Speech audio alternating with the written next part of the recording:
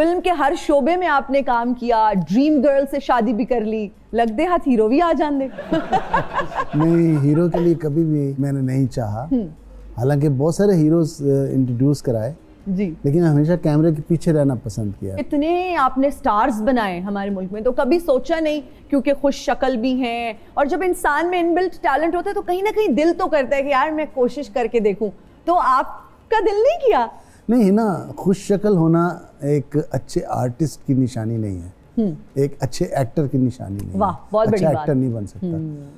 मैं समझता हूँ कि दुनिया का बेहतरीन आर्टिस्ट जिसको मैं एंथनी क्वीन कहता हूँ जी, वो खुश शक्ल नहीं थे, लेकिन थे। दुनिया के सबसे बड़े एक्टर। मैं कहती हूँ ये एक्स फैक्टर ही होता है। लेकिन अगर लड़कियां अगर खुश शक्ल हों तो जल्दी हीरोइन बन जाती है।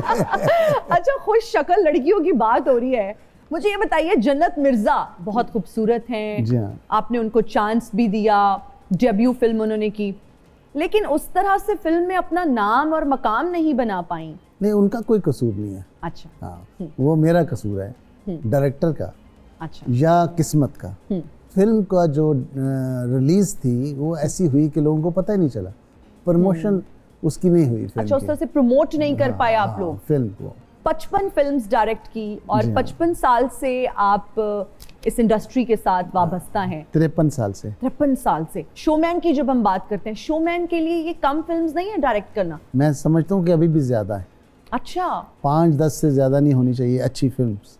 फिल्मों की जो बहुतात है वो आपको बड़ा नहीं साबित करती, अच्छा काम आपको बड़ा साबित करती है, वो चाहे वो 4 फिल्म्स में हो या 5 फिल्म्स में हो। अच्छा, कौन सी फिल्म्स ऐसी हैं जो दिल के बहुत करीब हैं? अभी वो बनानी है। Really?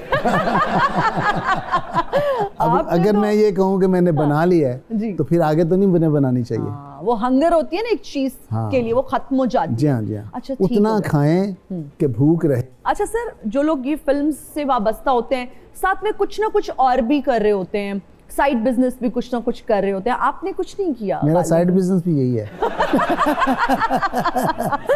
मेन बिजनेस भी यही है और साइड बिजनेस भी यही है। फिल्म्स ही है। ठीक है। अच्छा सर, रेशम जी का मैंने एक पॉडकास्ट देखा, उसके बाद वो मेरे शो में भी आई, उनसे गुफ्तगू हुई, तो मैंने ये सवाल किया कि आपने कहा कि सैयद नूर साहब मेरी तबाही का बायस है। मैंने ये सवाल इस तरह किया तो उन्होंने कहा कि नहीं, उन्होंने क्लैरिफाई किया कि मुझे गिला था, गिला होता है अपनों से और मैं उनकी बहुत रिस्पेक्ट करती हूँ, लेकिन ऐसा कुछ नहीं है। मेहरबानी है उनकी। उनका इंट्रोडक्शन जो है उसके पीछे मेरी एक बहुत मेहनत है, इसमें कोई शक जब वो जीवा और संगम दोनों फिल्में थी तो पहली 5-6 फिल्में उनकी एज हीरोइन वो मैंने ही डायरेक्ट की थी, जिसमें पहली फिल्म जीवा थी, दूसरी संगम थी, फिर घूंघट थी, फिर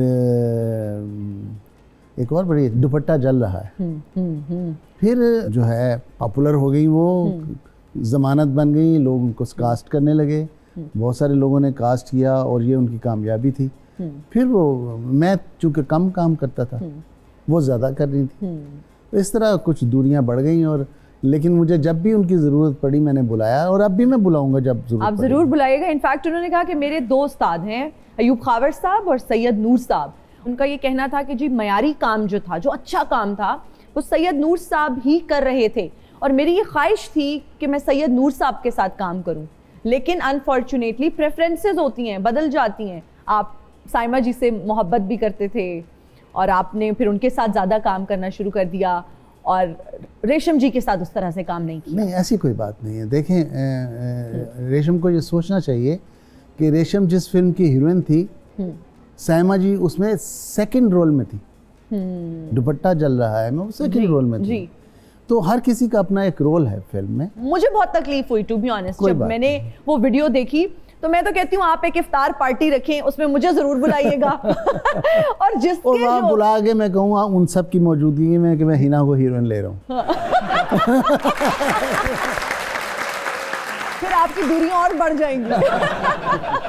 अगर इन बातों से दूरियां बढ़ती हैं तो फिर बढ़ जाए। बिल्कुल आप सही कह रहे हैं सर। हमारे पास यहाँ ऑडियंस में यंग लोग मौजूद हैं, यूथ मौजूद है, और जिस तरह हमारी कोशिश होती है कि फिल्म में एंटरटेनमेंट भी डालें, उसी तरह शो में हमारी ये कोशिश होती है कि हम ऑडियंस को भी इंक्लूड करें, हमारे शो का हिस्सा बने। तो मैं चाहूंगी कि जो ऑडियंस में लोग मौजूद हैं, अगर सैयद नूर साहब से आप लोग कुछ पूछना चाहते हैं, एनीथिंग, कोई भी आपके रेलेवेंट क्वेश्चंस हैं, आप लोग पूछ सकते हैं। अस्सलाम वालेकुम जी वालेकुम। मेरा नाम मोमिना है। My question is don't you think that the films that we are making are very outdated and ancient? मतलब खेतों में हीरो हीरोइन भाग रहे हैं और उस तरह करके पंजाबी कर दें और लड़ाई हो जाए और ये वो इस तरह करके, तो why are we not taking inspiration from Bollywood? आप कब की बात कर रही हैं?